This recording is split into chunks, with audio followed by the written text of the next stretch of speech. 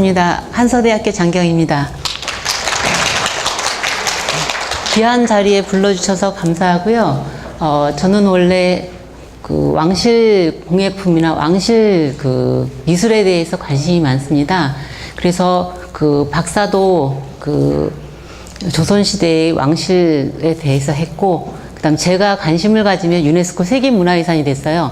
종묘제례라든지 아니면 의궤 같은 것들을 했었었는데, 그 이후에 지금까지 작업하는 건 아마 그 뭐 송규태 선생님 작업하듯이 1월 오봉도라든지 아니면 창덕궁에 있는 그 건물에 뭐 부벽화라든지 이런 것들, 그 다음에 그 주로 이제 단청장이라든지 그 인간문화재들에 대한 작품들을 주로 이제 그 재현도 하기도 하고, 그분들 조사하는 그 무형문화재 관련된 것들을 많이 하고 있는데, 이번에 그 이 규방 자수에 대해서 한 거는 윤범호 선생님께서 갑자기 작년 10월에 경주에 그 지진이 나서 박수근 화백의 작품을 그 솔고미술관에서 전시하려고 했는데 아마 그게 좀 안 됐었나 봐요.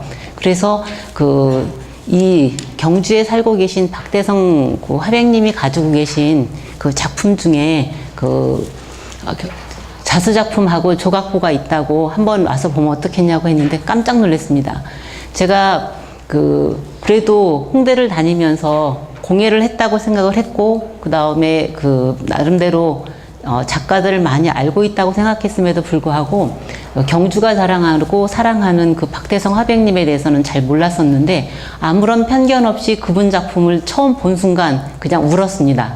너무 작품이 좋아서. 그래서 그 경주의 솔고미술관에 그 작품하고 같이 규방 자수가 전시가 될 때, 그분이 삼성에서 전속화가를 하시면서 있을 때 수집하셨었던 그 자수 작품들을 한 200여 점이 있는데, 그분 자신의 작품이 좋은 만큼 그분이 고른 이 자수 작품들도 남다르다고 생각했습니다.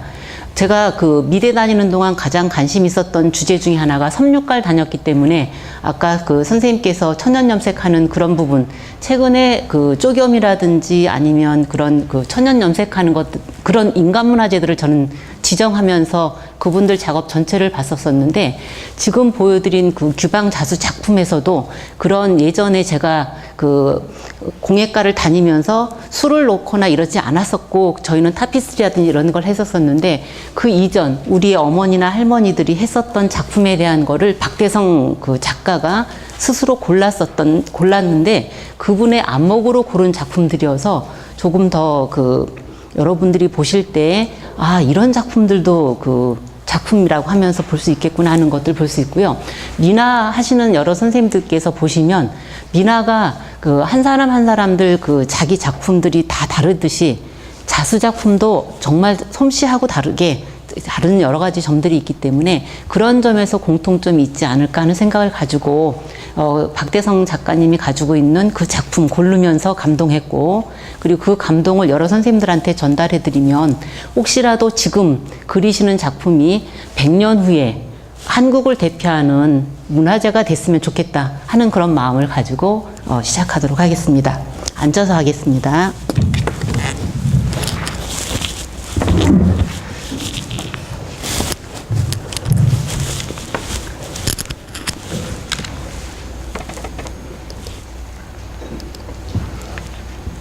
제가 하려고 하는 것은 그 규방 자수의 종류와 상징 내용으로 하겠습니다.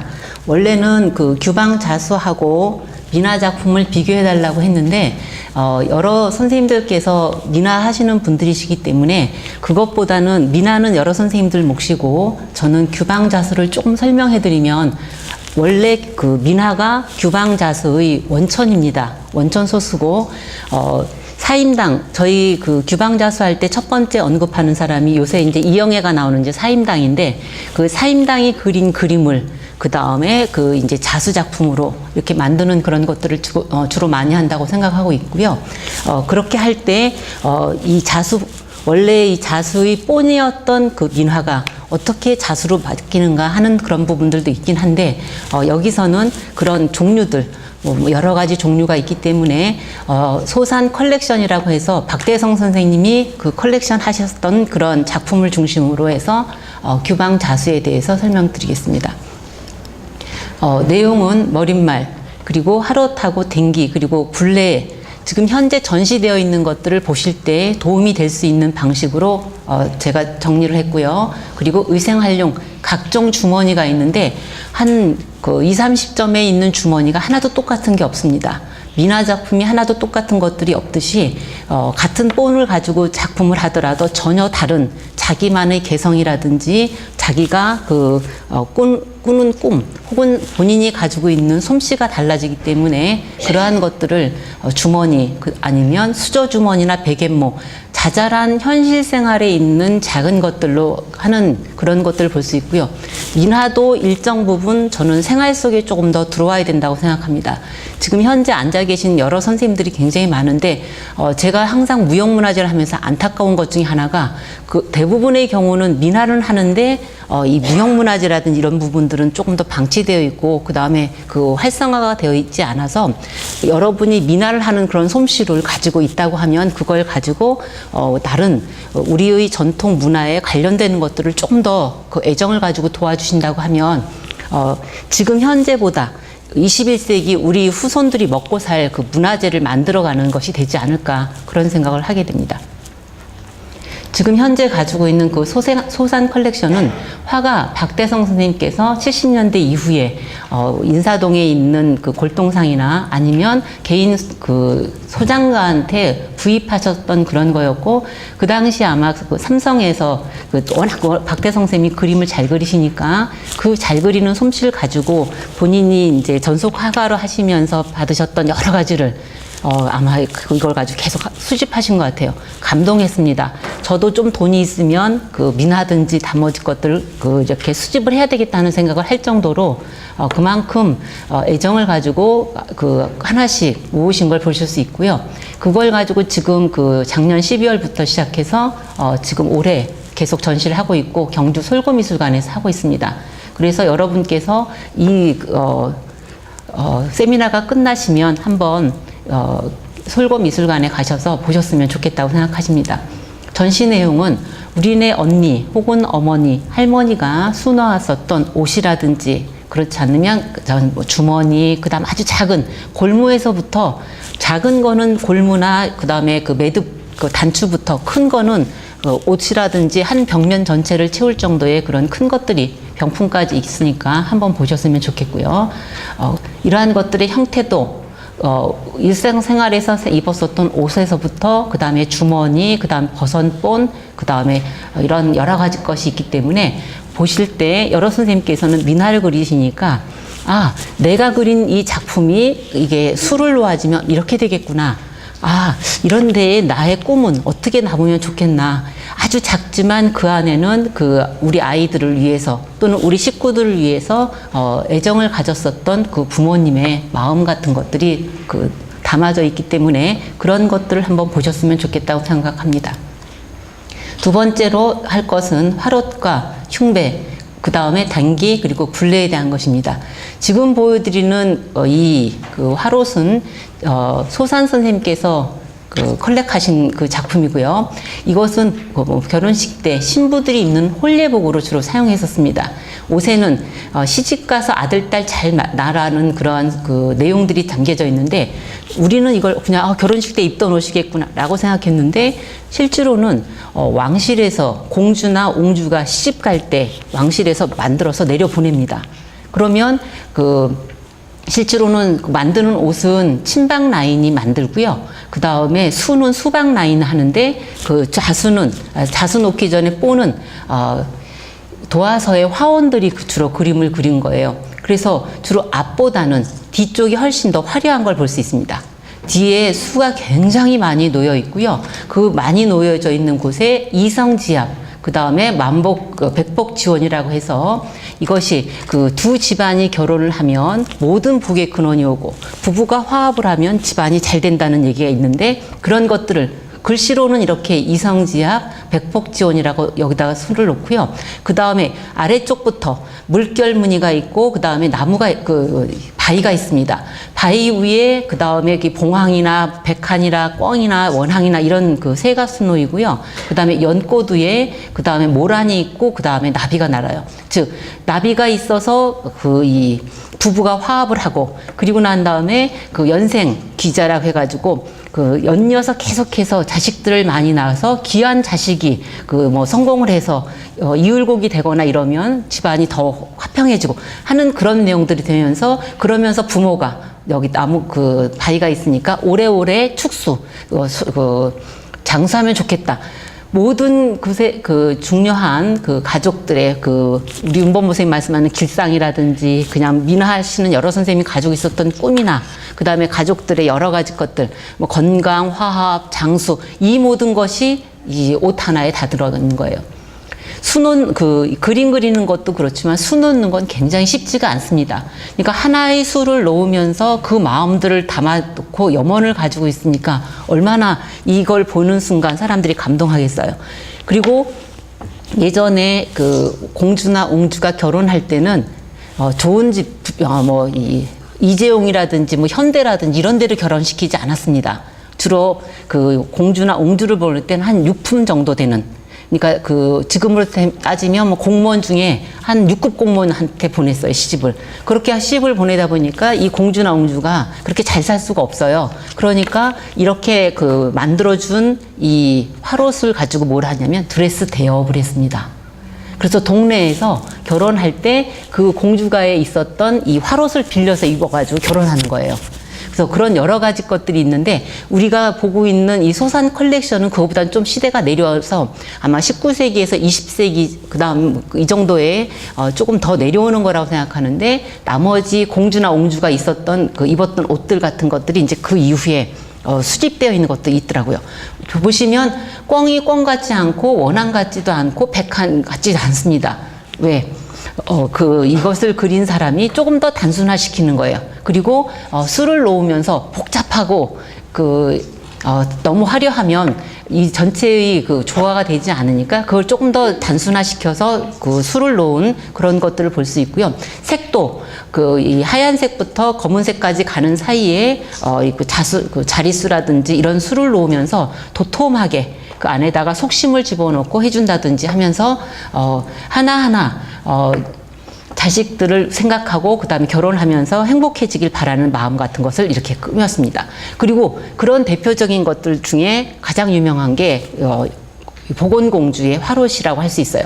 영조 때 그 공주의 그 옷을 이와 같이 만들어서 해주는 거고, 그 다음 여기에 일일이 이거는 그 왕실의 화원이 그림을 그리고 그 다음에 아마 이 수박 라인이 그 수를 놓았을 거라고 생각하니까 일반 백성이 놓은 것보다는 훨씬 더 잘 났을 것 같은데, 감동은 보건공주의 것보다 아까 봤었던 그 일반인들이 놓은 게 훨씬 더 감동적입니다. 그리고 자수라고 하는 것이 너무 사실적인 것보다는 조금 더 단순화되고 그다음 간략화되고, 그리고 이것이 일정한 정형화된 것들이 조금 더 나올 수도 있기 때문에 그런 부분에서는 조금 왕실에서 한 것들이 반드시 뛰어나다고 생각하지 않을 수도 있을 거라고 생각합니다. 이런 화롯은 국립고궁박물관에 가보면 이렇게 본이 있어요. 그래서 본이 있어서 이와 같이 화롯을 놓을 때 화가들이, 그래서 아니 그러면 도화사 화원들이 뭐 이렇게 더 잘 그릴 수 있는데, 이건 수본으로 그림을 그려주는 겁니다. 그래서 일정 부분 우리가 신사임당이 그린 그림이 굉장히 잘 그린 그림일 거라고 생각하는데 실제로는 그렇지 않고 수본에 해당되는 그림을 그렸을 거라고 생각하기도 하고, 요 근래는 최근에 국보나 보물로 되어 있었던 그 사임당의 이 초충도가 완벽하게 사임당이 그린 것이 아니라 18세기의 이후에 다른 사람이 했을 거라고 하는 것도 많이 있기 때문에 하는데, 지금 현재 국립고궁박물관에는 19세기, 20세기의 이런 수본들이 지금 있습니다. 그래서 화롯을 만들 때 여기 구봉이라고 해서 봉황과 그 7마리의 한 쌍의 봉황과 7마리의 새끼들의 그림 같은 것도 있는데, 그것은 9이라고 하는 숫자가 완벽하다는 숫자도 있고, 그 다음에 봉과 황, 음과 양이 서로 어우러져서 하도록 하는 그런 방식으로 되어 있으면서, 그 다음에 물결이 있고, 그 다음 바위 위에 구봉이 있고, 그 다음에 그 모란꽃이 있습니다. 그러면 여러 선생님이 잘 아시는 내용하고 똑같아요. 부기를 타고 그 다음에 그 이 자손을 많이 낳으라는 거 하고 그 다음에 바위 위에 있으니까 축수, 더 익수, 더 오래 살라고 하는 느낌, 그런 것들을 잘 보여주고 있기 때문에 그런 것들이 여러 개의 그 수본으로 지금 현재 국립고궁박물관에 있고요. 그래서 이와 같이 기름종이에다가 만들어 놓고서 계속해서 그 비슷하게 베끼는 걸 볼 수 있습니다. 그리고 거기에 그전에는 없었던 이와 같은 물고기도 있고, 그 다음에 칠보 문양도 있고, 그 다음에 여러 개의 다양한 무늬들을 섞어서 시대의 양식들도 반영을 합니다.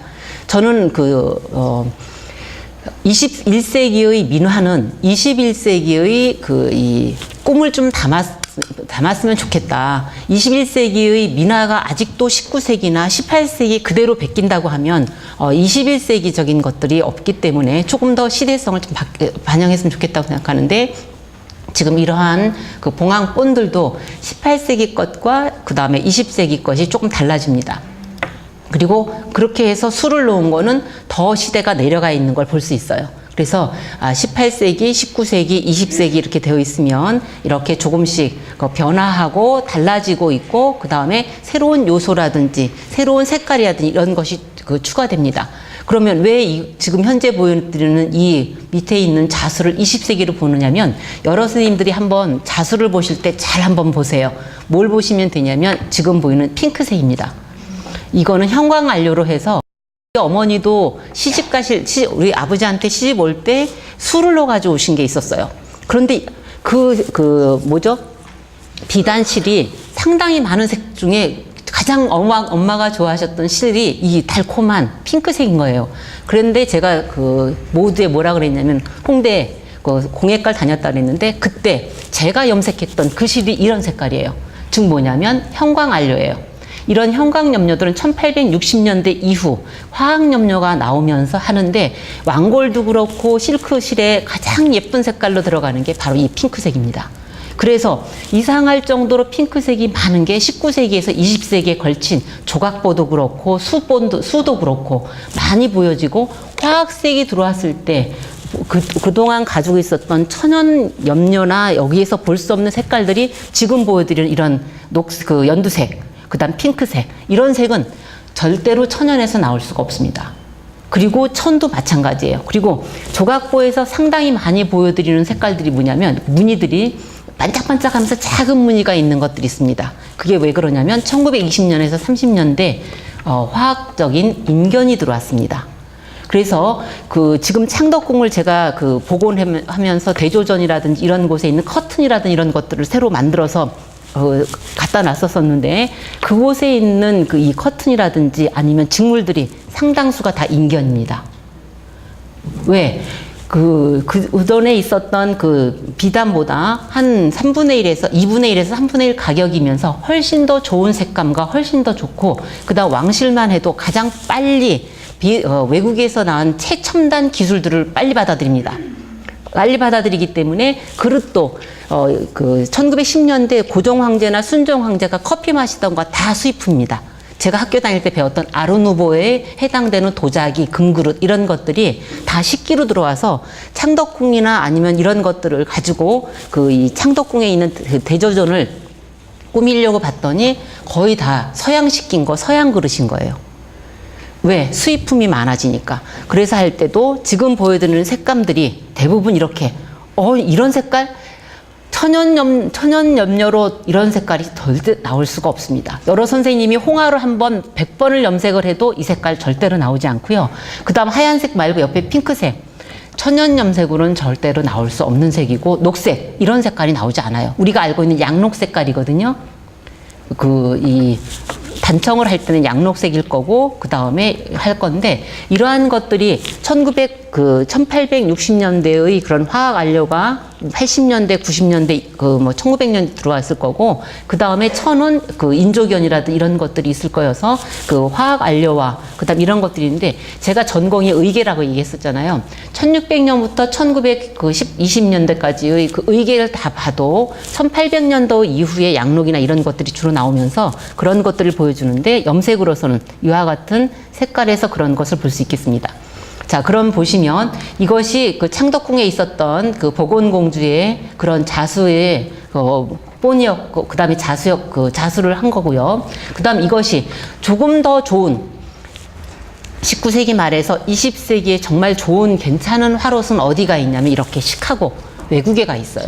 외국인들이 이것을 이렇게 수집을 해가지고 가져가서 시카고 필드 미술관에 가지고 있는 건데 정말 괜찮습니다. 아마도 이거는 왕실에서 정말 만들어졌을 거라고 생각하는 그런 거고, 그 다음 복원공주 시대가 올라가는 것보다는 조금 더 내려오면서 그 다음 우리가 잘 알고 있는 정말 19세기의 그런 전형적인 느낌에 보여졌었던 그 물결무늬와 그 다음에 바위, 그 다음에 그 위에 그 새 한 마리, 뭐 원앙이나 아니면 봉황이 있고요. 그 다음에 연꽃이 있고, 그 다음 모란꽃이 있고, 다시 또 위에 나비가 날아다니는, 그쵸? 그리고 그 양쪽에 무늬들이 되어 있어서, 19세기에 정한 그 왕실에서 만들었으면 이 정도 것이 아니었을까. 그런데 지금 이제 솔고 미술관에 가셔서 보시면 이거랑 좀 어떻게 차이가 있겠구나 하는 것들을 여러분이 보실 수 있을 것 같은 생각이 들어요.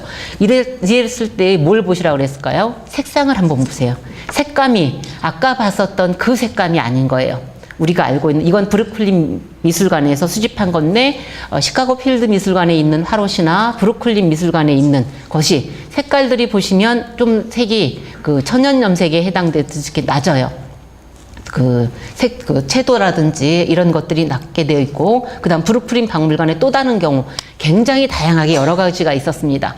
많지는 않습니다. 많지는 않지만 여러 가지 있는데, 지금 현재 보면 뭐 전국에 있는 박물관마다 화롯이 없는 곳이 없다고 할 수 있을 정도로 화롯이 많거든요. 그런데 그 화롯들의 색깔은 지금 보여드리는 이렇게 시카고 필드나 아니면 브루클린이든지 이렇게 왕실에서 만들어서 공주나 옹주가 입어서 나갔을 거라고 생각하는 것보다는 조금 색이 더 밝고 환한 걸 보실 수 있을 거예요. 그럼 우리 창덕궁은 어떠냐? 창덕궁도 이것보다 더 내려가는 것만 있습니다. 왜? 왕실에서는 새로 만들어서 계속 옛날 거는 안 입고 새로 만들어서 입으니까 조금 더 밝은 것들이 있는 거예요. 자, 이것이 이제 브루클린 것까지 봤습니다. 그러면 여기 보시면 앞에 모란꽃 있는 곳에 봉황이 있고요. 그 다음에 그 뒤쪽에 보시면 이와 같이 모란꽃 있는 그 속에 다시 또 새들이 있는 모습이고, 그 다음 위쪽에 여러 개의 해당화든지 모란꽃이든지 그 다음에 석류든지 이런 다양한 그림들이 서로 조합을 이루는 겁니다. 그래서 우리가 생각할 때 그 꽃 하나에서 뭐 연꽃에서 그다음 모란이 피었다든지 연꽃 하얀색 연꽃에서 뭐 핑크색 뭐 연꽃이 피는 건 우리가 생각할 때는 안 맞아요. 계절도 안 맞고 다 안 맞지만 이것을 한 화면에 나의 상상력을 가지고 다 모아서 백성들의 또는 자기의 식구들의 그런 안이라든지 아니면 그 다자다남이라든지 이런 것들을 상상해서 이것을 만들 수 있기 때문에 그런 것들이 가능하고, 내 상상력 속에서 내 정원에 내 식구의 꽃이 핀다고 생각하고 작업을 하는 걸 볼 수 있습니다. 자, 이게 국립민속박물관에 있는 거고요. 그 다음 이것이 시카고 필드에 있었던 본을 가지고 수를 놓은 겁니다. 그리고 이건 빅토리아 앨버트 뮤지엄에 있는 거고 민속박물관에 있는 거여서 각각 다른 여러 곳에 있는 화롯들이 있고, 그 화롯들마다 시대를 판별할 수 있고, 그 다음에 그것의 본이라든지 이런 것들도 보실 수 있는데 그것들이 하나도 같은 게 없습니다. 그리고 같은 본을 놓고 그렸음에도 불구하고 수를 놓을 때는 변화를 줘요.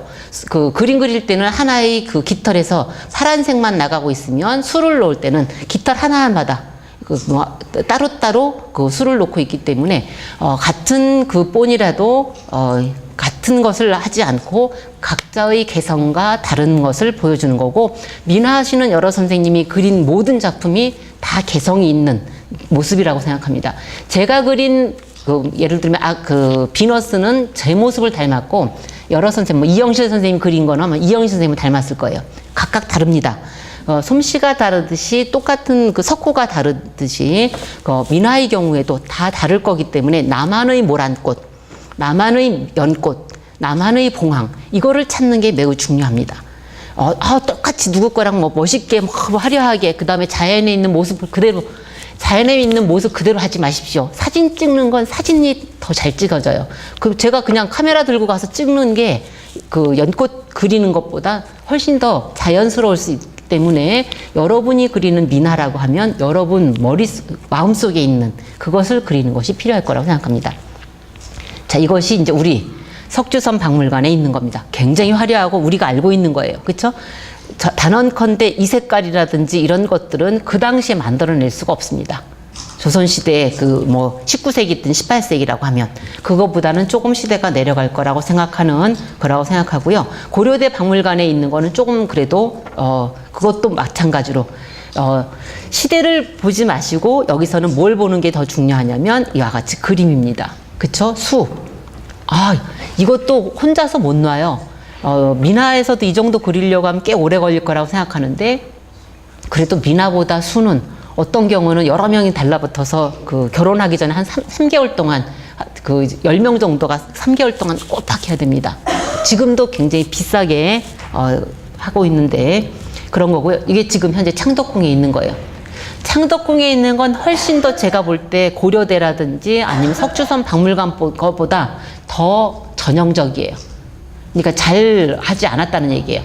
뭐냐면 그냥 여기가 이거는 연꽃, 그쵸? 이거는 모란꽃 이라고 생각할 정도로 아주 그냥 단순화시키고 그 다음에 이렇게 수를 놓았다는 건 뭐냐면 한 말인 거예요. 그만큼 이제 18세기, 19세기에 보다 한 말 나중에 결혼할 때 이제 고종 순종 때가 되면 그다지 대한제국도 그렇고 좋지 않은 상태였기 때문에 여기에 수에서 그런 걸 느낄 수 있어요. 그러니까 영정조 시대의 잘 살고 그다음에 김홍도라든지 정선이라든지 이런 문화의 르네상스가 있다가 그다음에 시대가 내려가면 그렇지가 않습니다. 그러면 이와 같이 그림에서도 그런 시대상을 반영할 수가 있다고 생각할 수 있습니다. 그리고 이것이 이제 다민미술관 건데 아마도 이분은 왜 그러냐면 그 당시에 고종 황제의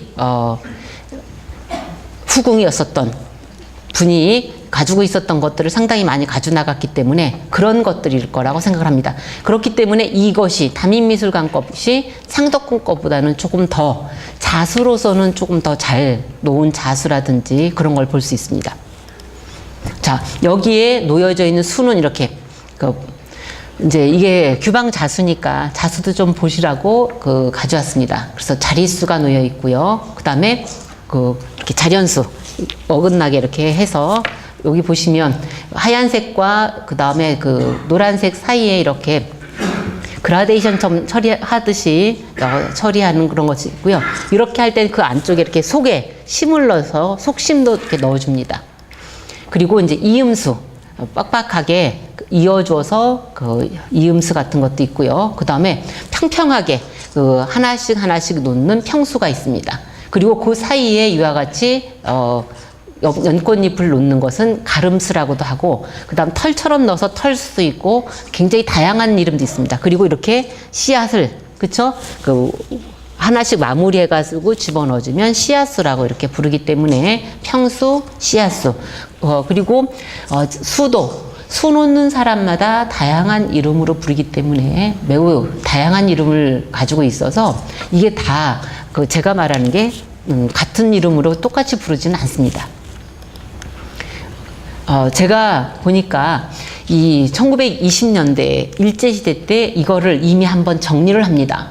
그래서 조각보의 기원을 찾아서 실제로는 제가 조각보를 한번 연구를 해보려고 한번 해본 적이 있었습니다. 보자기로 나오는 거로는 한 17세기나 18세기 그 정도 나오지만 거의 많이 나오지 않습니다. 나오지 않고 정확하게 언제부터 이게 많이 만들어지냐면 1920년 이후 이렇게 조선 재봉 전서에 조각보 그림이 그려져 있어요. 그리고 그때부터 뭐 인견이든지 아니면 이런 여러 가지 다양한 그 천들이 많이 나와서 하게 될 가능성이 있는데, 이런 화로의 경우에도 그 이전에는 왕실에서밖에 거의 그 만들지 않다가 그 이후에는 이렇게 많이 만들어집니다. 그러면 뭘 하기를 원하냐면 백대 자손의 오복 구전. 그러니까 자손이 100대 막 1000손까지 가길 원하고, 그리고 5가지 오복이 갖춰지길 바라는 겁니다. 그리고 100년 동락을 하면서 만수무강하길 바라는 거예요. 그리고 앞쪽하고 뒤쪽에 그러면 물결문이 있고, 그 다음에 여기서는 이 사람이 그린 사람이 여기에 그 돌멩이가 있다는 걸 잊어버렸을 거예요. 물결이 있고 돌멩이가 있어야 됩니다. 돌멩이가 있다고 하는 건 그 이 십장생에 나오는 그런 것도 대기하면서 오봉병풍에 해당되는 그 이 산의 암석에 해당되는 건데, 이 부분이 지금 맞았지만 아래쪽에서 연꽃이 나오고, 그리고 위쪽에서는 모란꽃이 나옵니다. 그리고 여기에 나비가 있어야 돼요. 실제로는 지금 나비 없고, 그 다음에 연꽃이 있으면서 연꽃에서 연생기자가 되려고 여러 선생님이 아시는 것처럼 연꽃 아래서 연꽃도 있고 연밥도 있고 연봉오리도 있어서 이게 살아있는 그 연못이어야 돼요. 그래서 그런 살아있는 연못의 그런 모습, 이런 것을 형상화해가지고 이와 같이 되고 있으면서, 가장 화롯에 많이 쓰는 글씨는 이성지합. 그러니까 그 남자 여자 두 사람이 서로 화합을 해서 백복지원, 만복이 계속 이어지길 바라고 하는 여러 가지의 그러한 그 상징성, 길상성을 자수에서는 그대로 수를 놓습니다. 민화에서는 그렇게 안 하더라고요. 민화는 그것을 뜻으로, 상징으로만 그대로 보여주길 원하는데, 자수에서는 내가 원하는 거를 아예 여러분한테 아예 쉽게 알려주는 거예요. 그래서 쉽게 글씨까지 이렇게 써서 해주는 것이 차이가 있는 것을 보실 수 있습니다. 자, 그러면 지금 보여드리는 것은 지금 이제 솔고 미술관에 있는 겁니다. 그럼 보시면 기본 패턴은 같습니다. 같은데 여기에 뭐가 좀 더 많으냐면 나비가 조금 더 많고요. 그쵸? 그리고 뭐가 달라지냐면 색이 다릅니다. 이전 거하고, 우리가 브루클린이든지 시카고 필드 걸 한번 여러분이 그 생각을 한번 떠올리시고 보시면 바탕 자주색도 굉장히 다르긴 하지만 그것보다는 여기에 수놓은 색칠이 달라지는 거예요. 그래서 색이 조금 더 환하고 조금 더 강한 그러한 것들을 보실 수 있습니다. 자, 이건 뒤쪽이에요. 그래서 여기 뒤쪽에 이와 같이 글씨를 써서 앞뒤에 수를 놓고, 그 다음에 뒤쪽이 조금 더 많아야 되는데, 이 자수를 놓으신 분이 D가 더 많다고 하는 걸 모르셨나 봐요. 그래서 앞하고 비슷하게 수를 놨습니다. 그리고 이렇게 보시면 이 가장자리 부분은 그 금실로 이와 같이 이렇게 놔서, 진검수라고 하는 걸 놔서 조금 더 선을 명확하게 보여주는 것을 보실 수 있겠습니다. 그리고 앞쪽에 보여드리는 그거와 뒤쪽에 있는 지금 현재 솔고미술관에 와 있는 화롯입니다. 그래서 시대의 차이도 조금 있고, 그 다음에 그 이후 19세기, 20세기 초 이후에 어떻게 이 화롯이 많이 바뀌는지에 대한 것도 보실 수 있는 사례라고 하겠습니다. 자, 이게 이제 우리 표지에 나와 있었던 거죠. 서울 그 출판사가 굉장히 감각이 있습니다. 이건 뒷부분입니다. 그래서 제가 원래 여기 원래 앞부분을 넣었는데, 애니메이션 하면서 지금 젖었는데, 지금 이와 같이, 죄송합니다. 이와 같이 물결무늬 속에 병 속에 있는 모란꽃과, 그 다음에 이렇게 원앙, 이렇게 단순화된 그런 패턴으로 만든 게 많지 않습니다. 근데 그런 것들을 단순화시켜서 패턴화 시켰고요.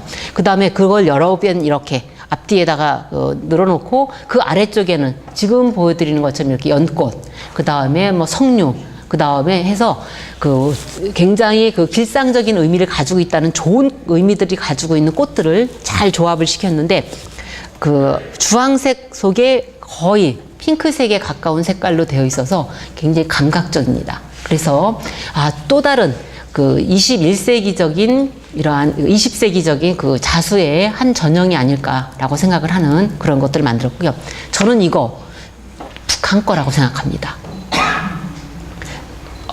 이거 처음에 봤을 때는 여름 거고, 그 다음에 꽃들이 굉장히 화사해요. 그리고 지금 앞에서 보았었던 것 같은 그 패턴이 그대로 가 있거든요. 연꽃도 있고, 그 다음에 오래 살라고 하는 여러 가지 석류도 있고, 여러 가지 것들이 있는데, 천도 조금 그렇고, 색상도 굉장히 다르고, 그 다음 우리가 알고 있는 그 일반적인 색은 주황색이 많은데, 이렇게 녹색으로 되어 있는 건 거의 못 본 그런 것들이었는데, 그쵸? 굉장히 영지버섯이라든지, 그 다음에 그 봉황이라든지 이런 것들도 자세하게, 그리고 이 도화, 분홍색으로 복숭아도 참 많이 잘했다라고 생각을 했었었는데, 지금 이게 북한에서 온 디아모레 박물관에 소장되어 있는 유물입니다.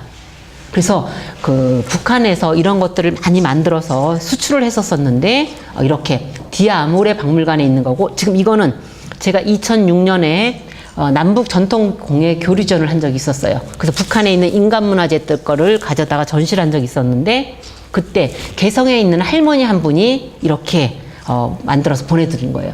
그래서 이건 북한 거거든요. 그래서 북한의 것들이 그 남쪽 것보다는 조금 더 이 고려적인 그런 성향 같은 것도 많이 가지고 있고, 그 다음에 자수도 조금 남쪽하고 좀 다르다고 생각했는데, 이렇게 앞에서 봤었던 것처럼 이런 형태들이 조금 더 북한 것이 아니었었나. 그래서 지금 가져온 이 박대성 선생님 소상 컬렉션 중에 일정 부분은 우리 것도 있지만 북한 것들도 있지 않을까. 좀 한번 나중에 더 생각하면서 갈라보려고 지금 생각은 하고 있습니다. 그리고 이것도 저는 북한 거일 거라고 지금 생각하는 거예요. 왜? 남쪽에서는 이렇게 그려본 적이 없습니다. 이거는 조금 더 자유분방하게 소나무가 여기 위에 있어요. 소나무에 학이 있는 거여서 굉장히 특이합니다. 지금 이게 솔거미술관에 전시되어 있기 때문에 여러 선생님이 지금 슬라이드 보시고 이것보다는 직접 한번 가서 보셔요. 그래서 화롯도 이렇게 다양하게 바꿀 수 있구나.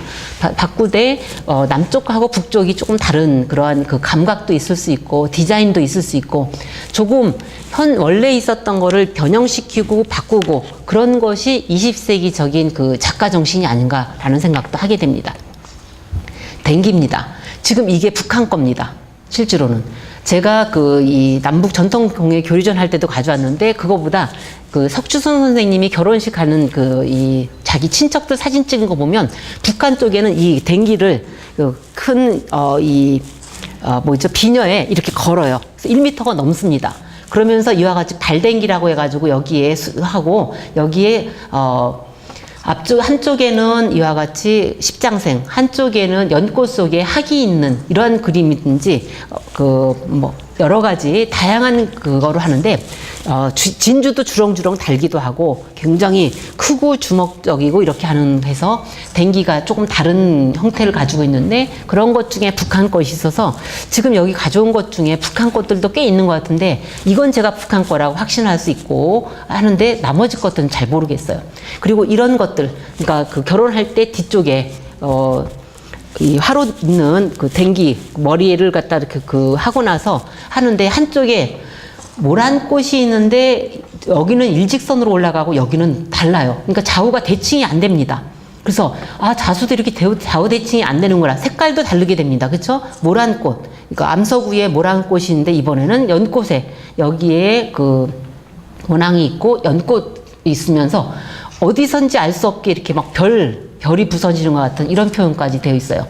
즉 예전에 우리 조상들이 하지 않았을 거라고 생각하지만 매우 그냥 이 감각적인 그런 표현까지도 가능하기 때문에 자수도 이렇게 재미있게 볼 수 있겠구나.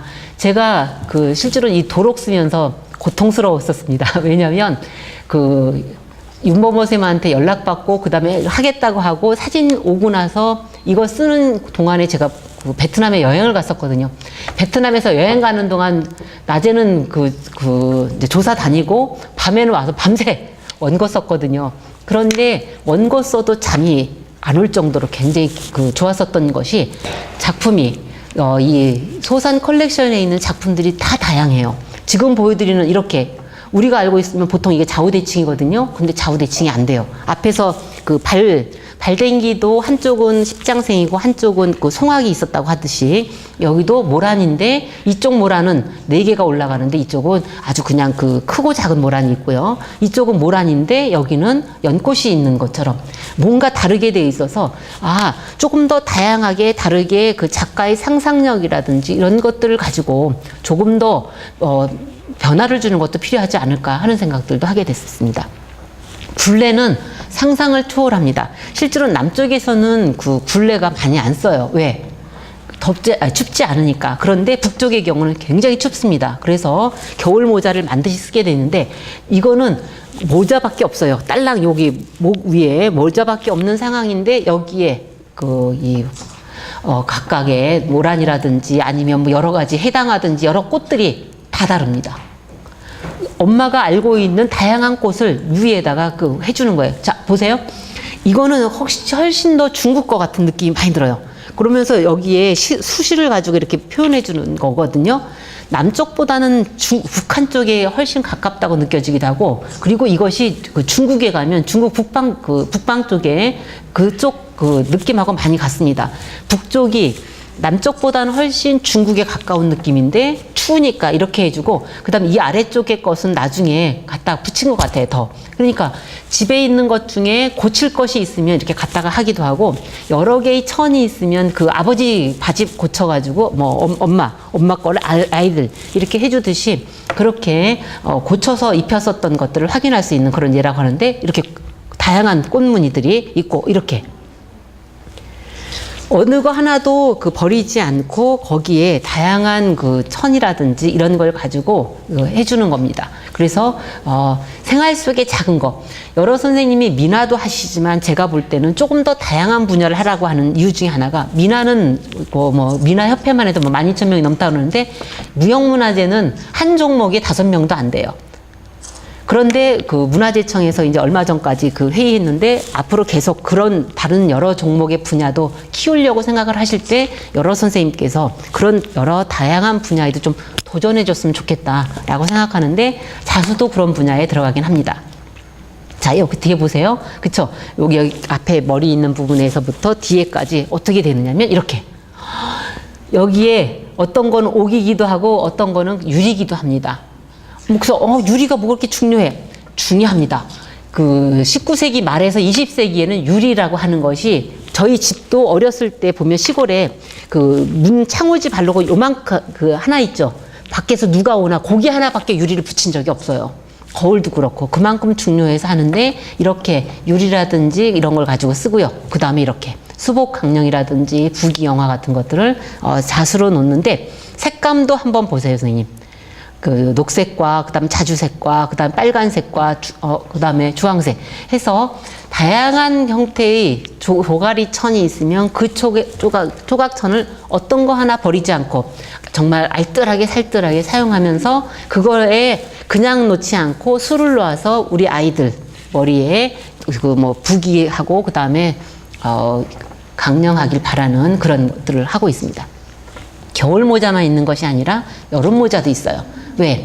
여름에 바람 불 때도 있기도 하지만, 그리고 그냥 민머리로 다니는 것보다는 모자를 씌워놓으면 훨씬 더 예쁘다고 하는 거를 부모님이 생각하셨던 거예요.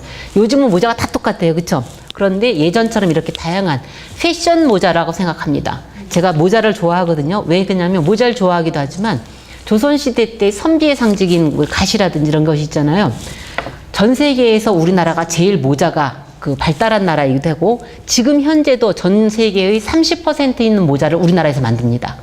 우리나라의 DNA 속에 모자를 잘 만든 DNA가 있는 거예요. 가시라고 하는 거는 정말 일일이 다 말총하고 대나무로만 만들어서 만든 그런 모자인데, 그런 모자를 만들던 그런 DNA가 있고, 우리가 원래 활을 전 세계에서 제일 잘 만들거든요.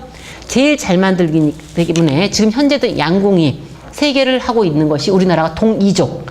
동이라고 할 때 이자가 바로 뭡니까? 동쪽에 있는 큰 활을 쓰는 큰 대자에다가 활궁자거든요. 우리 DNA 속에 활이 있는 거예요. 그래서 전 세계의 양궁 활이라든지 특허를 우리나라가 다 만들어요. 그렇다고 하면 모자도 마찬가지로 그런 것들에 매우 중요한 우리 DNA 속에 있지 않았을까라고 생각을 합니다. 자, 이렇게 아름다운 모자를 만들어서 했었던 그 DNA를 가지고 우리 모자도 조금 더 그 패셔너블하게 아이들 모자부터 우리가 모자를 쓰지 않으면 그 발전할 수가 없습니다. 그래서 그런 것들이 조금 더 되면 좋겠다는 생각들을 하는 거고, 그런 것들이 자수로만 있는 것이 아니라 자수의 그 원래의 것은 민화였기 때문에 민화와 자수, 민화에서 자수가 발달하는 그런 것들이 되지 않을까. 그리고 그 민화에서 그 민화를 그렸었던 사람들이 상당수가 이름이 없는 이유 중에 하나가 제가 볼 때는 여인들이었을 가능성이 큽니다.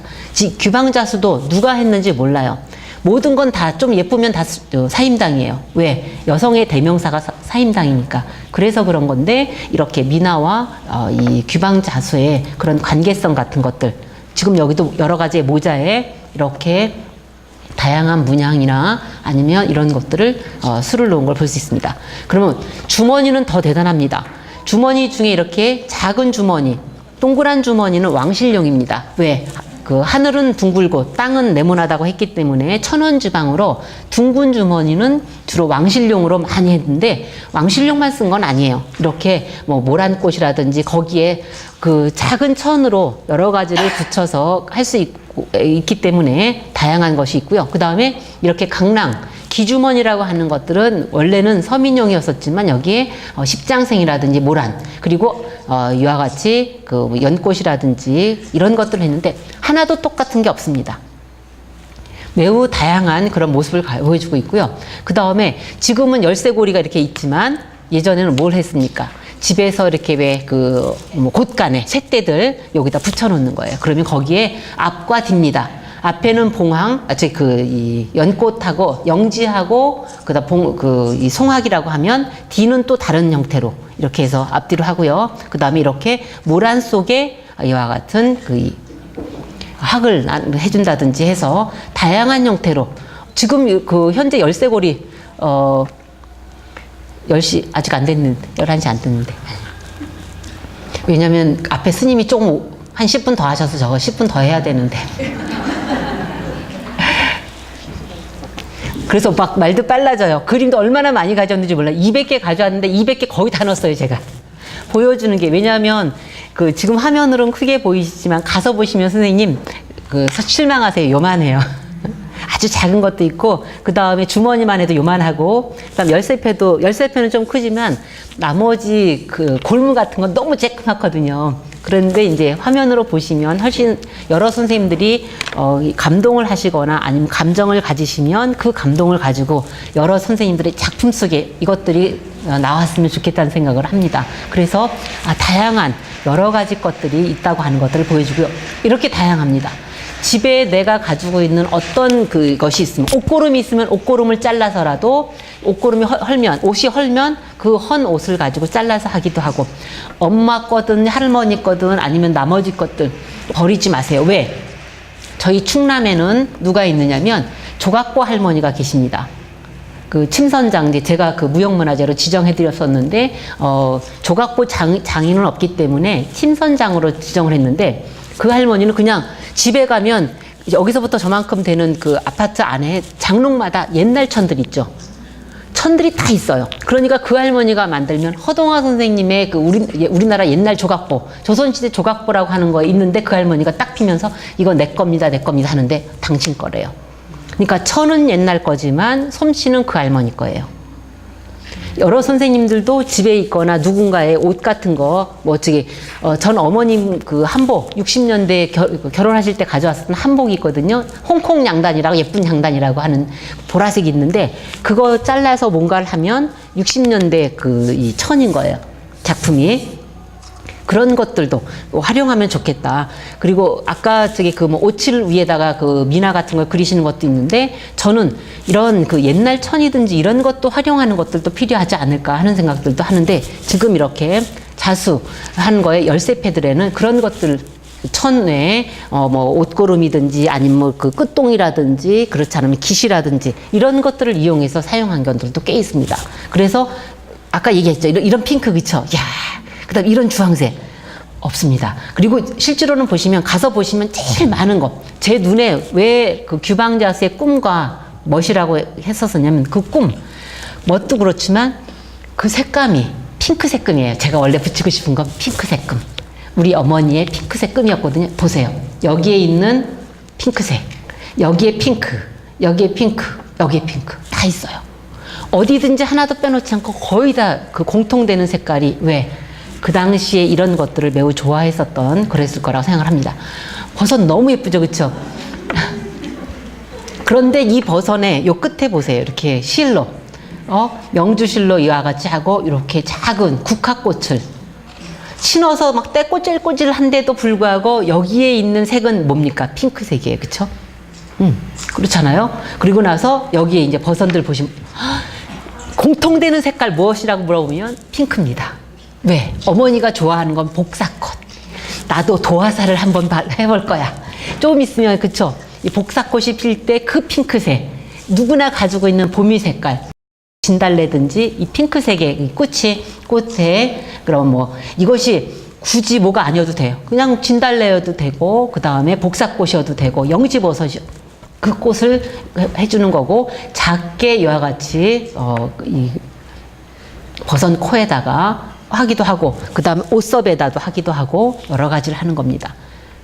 생활 속에서, 그러니까 미나도 조금 더 생활에 들어와서, 집집마다 이렇게 왜 그 벽마다, 저희 어렸을 때 저희 집 뒤에 할머니 벽장에 보면 매번 그 가을만 되면 어머님이 거기다가 그 사서 붙였어요. 그러다가 어느 날 이제 그걸 다 뜯어버렸었는데, 야, 그거 뜯어버리지 않고 그냥 분리했으면 저도 미나 한참 팔았을 텐데라고 생각을 하거든요. 근데 그렇게 하듯이 그 집에 있는 그 곳곳마다 미나가 이렇게 생활 속을 아름답게 꾸몄으면 좋겠다는 생각을 하는데, 머리서부터, 그쵸, 모자서부터, 옷에서부터, 그 다음에 이 허리띠에 그 허리띠부터, 그 다음에 버선까지 이와 같이 전체를 다 이렇게 그 자수로 장식하고 있는데, 이분이 가지고 있는 이것은 어디서 봤을 거라고 생각하느냐면, 집에 있는 미나를 그렇게 집집마다 벽장에도 붙이고, 그 다음에 다락에도 붙이고, 그 다음에 문창호지에도 붙이고, 그 다음에 여러 곳에 붙였거든요. 그렇게 했을 때 그런 미나에서 찾았을 거라고 생각합니다, 소재는. 자, 이건 뭐냐? 버섯. 그 버섯 본을 집어넣었던 거예요. 학이에요. 엄청납니다. 제가 감동했었던 건 이 주머니들이었어요. 이렇게 딱지정, 이거 핸드폰 반밖에 안 됩니다. 딱 가시면 이렇게밖에 안 되는데, 색이 정말, 색만 그런 게 아니라 얘를 펴면 딱지 같아요. 이렇게, 그쵸? 딱지 같고, 거기에 무슨 꽃인지 알 수 없습니다. 알 수 없는 새와 알 수 없는 꽃, 어떤 건 페랭이일 거고, 어떤 거는 뭐 그 국화일 거고, 여러 개겠지만 그냥 그 뭐 꽃입니다. 그러면 요 앞과 뒤입니다. 뒤에 이러한, 이걸 무슨, 흔히 이거 모르면 다 모란이에요. 그러면 모란 옆에 있는 건 해당화. 왜? 집안이 그 화목하라고 해서 해당화일 거고, 뭐, 그 다음에 모르면 이거는 그 원앙일 겁니다. 그쵸? 그쵸? 그 다음에 여기 보시면 뭐 새가 있고, 그 다음에 작은 꽃들이 있는데, 여기는 병 속에 또 꽃이 피면서 날아다녀요. 훨씬 더, 여기에 다리가 있고, 그 다음에 날아가고, 그렇게 하면 훨씬 더 그 자연의 모습을 그대로 베끼면, 이렇게 지금만한 감동이 없을 겁니다. 그런데 생략해버려요. 그리고 그냥 새예요. 근데 그 새는 목하고 그 다음에 날개하고 그 두께도 같아. 뭐 상관없어요. 그쵸? 그 다음에 이 꽃은 무슨 꽃일까요? 뭐 할 수 없습니다. 엄마가 봤었던 뭐 양귀비일 수도 있고, 그 다음 뒤에 있는 무슨 꽃인지 모르겠지만 뭔가 줄기가 있고 잎사귀가 있고 꽃이 있어요. 지금 이거는 아마도 화분이 아니라 뭐라고 생각하느냐면 바위 위에 있는 걸 텐데, 이분은 뭐처럼 했어요? 화분처럼 만들었거든요. 그 다음에 집인데 무슨 물결이 뭐가 있겠어요? 그러면 울타리일 거라고 생각하고 했을 거라고요. 다 다릅니다. 앞과 뒤, 그 다음에 앞과 뒤. 그 뒤에 있는 이 꽃들은 훨씬 더 자연스러워요. 왜? 그냥 내키는 대로. 그 다음 빈자리 메꾸듯이. 이건 너무 예쁘지 않아요? 그쵸? 천을 이렇게 연결한 겁니다. 그래서 조각본을 우리가 아름답다 하는데, 오늘은 제목이 규방자수여서 조각본은 가져오지 않았습니다. 가져오지 않았는데, 이와 같이 여기 해놓고 복을 수를 놓았습니다. 매듭단추 하고요. 그 다음에 거기에 대충대충 꼬맸기 때문에 대충 꼬맸는데 이와 같이 아름다운 것으로 되어 있고, 이렇게. 여러 선생님께서 보시지만 요만합니다. 딱 핸드폰 반만 합니다. 버선본이에요. 버선본. 왜 그러냐면 옷은 그냥 큼지막하게 해서 허리띠 매면 입을 수 있지만 다리는 어떻게 해야 돼요? 하나하나 집어넣어야 되거든요. 버선을. 그러니까 버선본이 다른 겁니다. 그래서 버선본이 이와 같이 여러 개가 있었던 걸 볼 수 있어요. 자, 이제 보실 거는 잠잘 때 하는, 먹을 때 쓰는 수저하고 그 다음에 베갯모입니다. 소산 컬렉션에 28점, 그 다음 베개가 12점이나 되어 있어요. 여러 가지 기법이나 이런 건 설명 썼고, 그 다음에 제가 도록에다가 베트남까지 가면서 썼다고 얘기했죠. 그쵸? 그거 보시고 저는 작품 보여드릴게요. 앞은 이 색깔인데 뒤는 이 색깔이에요. 그리고 수전항은 항상 뒤쪽에 글씨가 써 있습니다. 그리고 보시면 뭐 핑크는 여러 선생님한테 얘기했으니까 그 연꽃에 물고기 저 못 봤어요. 보통은 여기 원앙인데 물고기예요. 오, 웬 물고기. 그 다음에 여기 보시면 그 연꽃 위에 나비도 날라왔어요. 여기 보시면 소나무 밑에 호랑이 있는 거 아시죠? 귀여운 고양이표 호랑이입니다. 호랑이, 우리나라 지금 무서워진 호랑이가 왜 무서워졌냐면 일제시대 때부터 무서운 호랑이 그렸습니다. 그 전까지 호랑이는 고양이인지 호양인지 모르는 귀여운 호양이었습니다. 그래서 귀엽게. 그리고 여기 사슴이 뛰어나요. 또 놀고 있어요. 호랑이와 사슴은 같이 있을 수 없는데 거기다가 소나무는 무슨 색깔이에요? 핑크색입니다. 왜? 내가 예뻐하니까.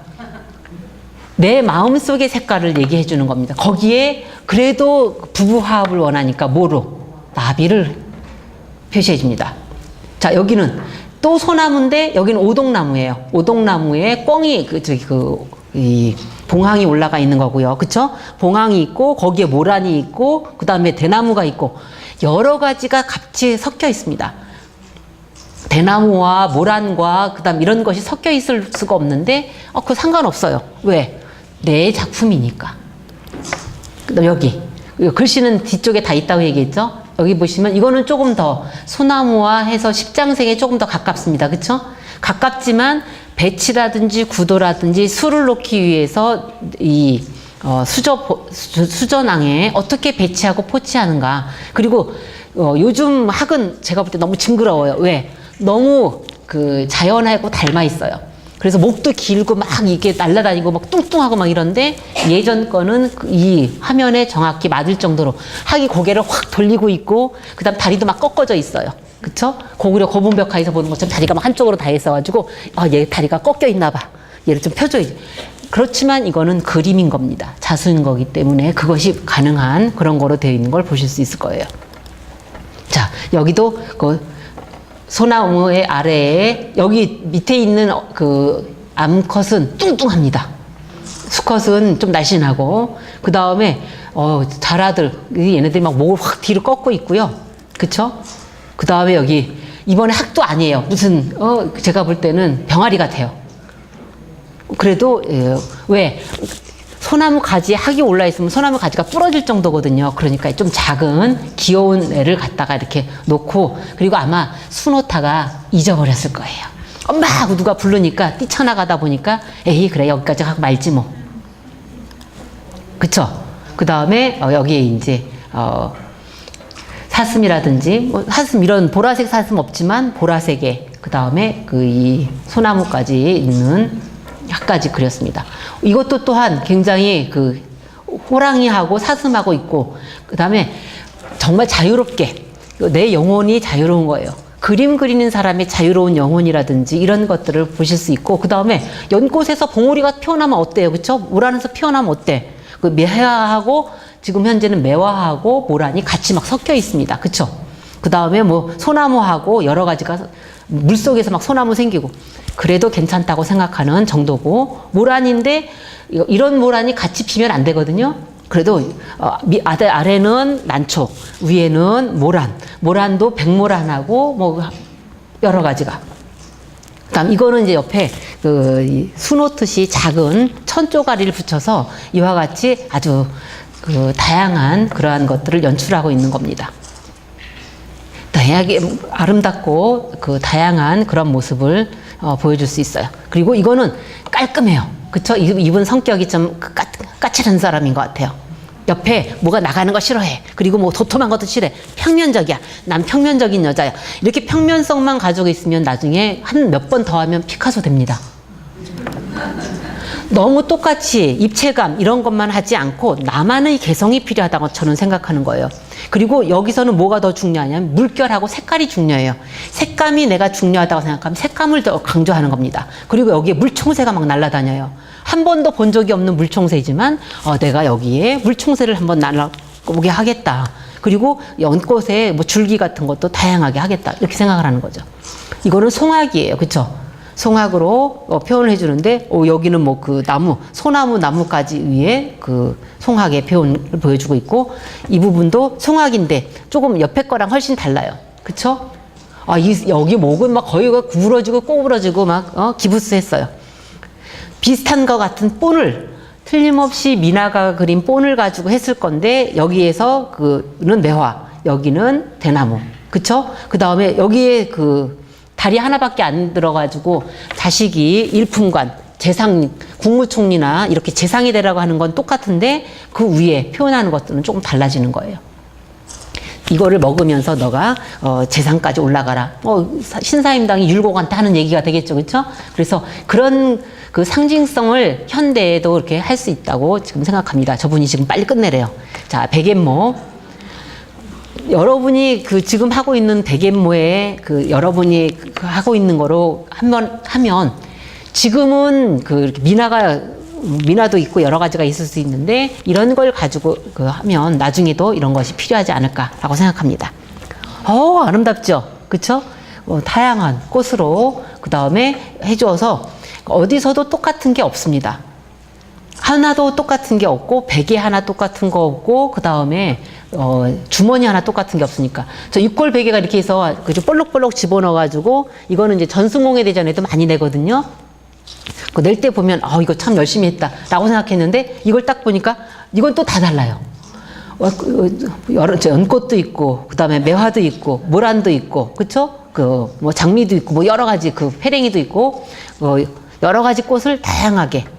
그래서 똑같은 것만 하지 않고 다양하게도 하겠구나. 똑같은 것도 뭐가 달라집니까? 꽃 색깔이 달라져요. 그래서 변화, 변주, 그다음 다양함 이런 것들이 충분히 가능하다. 그다음 이런 뚱뚱한 봉황이 있는데 원황이 이렇게 뚱뚱해요 또. 그럼 이 사람 또 까칠한 사람인 거 아시죠, 그렇죠? 아주 까칠까칠하게 수놓는 사람. 그러니까 여러분이 미나를 하더라도 나는 까실까실한 거를 하겠다든지 아니면 나는 색을 풍요롭게 한다든지 뭔가 다양한 자기만의 개성이 필요하다고 생각하는데 그게 규방자수에서 아주 이게 작은 베개 뭐지만 요 정도밖에 안 돼요. 그렇죠? 핸드폰 요 정도밖에 안 되는 작은 거지만 거기에 작가의 개성 아니면 엄마의 정성 이런 것들이 보여준다고 생각합니다. 이 작은 골무 아시죠? 손톱만한 골무. 크게 찍어서 그런 거지 가서 보시면 보이지도 않으세요. 그리고 가서 보시면 이 흑백의 박대성 선생님 작품에 압도당해가지고 자수를 눈에 이거 들어오지도 않더라고요. 그런데 이제 저는 여기서 목청 높여서 여러 선생님한테 미나가 가진 채색의 아름다움 그리고 개성 이런 것들을 한번 표현해주면 어떨까. 바늘결에 지금 시계하고 비슷한 정도의 작은 크기인데 내 주변에 있는 모든 거를 이렇게 아주 아름답게 꾸미고 있는 이런 것들을 보실 수 있습니다. 이렇게 아름다운 모란이든지 이런 꽃들이 여기서 피어나고 그 다음에 거기에 벌도 날아다니고 나비도 날아다니는 걸 볼 수 있습니다. 이거는 이렇게 볼록볼록 호박으로 만들어 놓고 호박에 영지버섯 그 다음에 매화 그 다음에 이런 것들을 만들어 놓은 거예요. 이거는 뭡니까? 천이에요. 천이 요새 천도 막 집어넣는 거예요. 옛날 천만 사용하지 마세요. 요새 천도 사용하는 게 필요합니다. 21세기면 21세기에 맞는 현대적인 것이 해야 되고 반드시 옛날식으로 하는 것만이 중요하지 않고 새로운 재료라든지 이런 것까지 같이 하면 좋겠다고 생각합니다. 다양한 바늘결에 가지고 이와 같이 정말 핸드폰 고리 하나 그 다음에 바늘꽂이 하나 거기에도 이렇게 그쵸? 아주 작지만 마치 농구공처럼 되어 있는 뭐 작은 것들, 이런 것들이 주는 소소한 아름다움이 있지 않을까 생각을 합니다. 매듭 단추에 그 다음에 인두할 때 놓는 판까지 다양한 것을 그리고 있는 걸 볼 수 있습니다. 제가 이런 거는 좀 약간 민화적이고, 이거는 이렇게 계자한 화전이라든지 이런 화보처럼 보이거든요. 요 근래에 일본에서 배운 사람이거나 요 근래에 배운 사람들이 이걸 많이 합니다. 오른쪽. 그런데 이 오른쪽에 있는 계자한 화전 것보다 실제로는 우리 민화적인 것이 훨씬 더 정감 있고 훨씬 개성 있습니다. 그래서 그런 점이 작가의 개성이고, 그 다음에 여러 선생님들께서 하셔야 될 일이 아닐까라고 생각합니다. 이렇게 규방자수는 비슷하지만 유일하고 개성적입니다. 어떤 것은 뛰어나고 어떤 건 서툴지만 그렇다고 해서 그거에 우열이 있는 것이 아닙니다. 그것은 가족을 생각하는 마음, 그리고 이 작가의 개성, 그 다음에 이런 것들은 자수와 민화가 똑같이 자기만의 꿈이라든지 그 다음에 솜씨, 무엇을 하기 때문에 그렇다고 생각합니다. 특별히 기교를 부리지 않아도, 그 다음에 뛰어난 솜씨를 자랑하지 않아도 어머니가 소박하게 가지고 있었던 꿈이나 그 다음에 이런 솜씨를 보여준다고 생각해서, 여러 선생님께서 언제 한번 경주 솔고미술관에 가셔서 소산 박대성 선생님의 작품, 정말 제가 감동하면서 첫 번 보자마자 울었다고 말씀드렸던 것 같은데 정말 감동합니다. 이렇게 대단한 작품을 하다니. 그거와 아울러 그 옆에 있는 작으면서 아기자기한 그런 소상 컬렉션, 규방자수도 보시면서 여러 선생님의 그 민화 작품 하시는데 앞으로 먼 훌륭한 100년 후에 문화재가 될 수 있도록 기원하겠습니다. 감사합니다. 고맙습니다. 고맙습니다.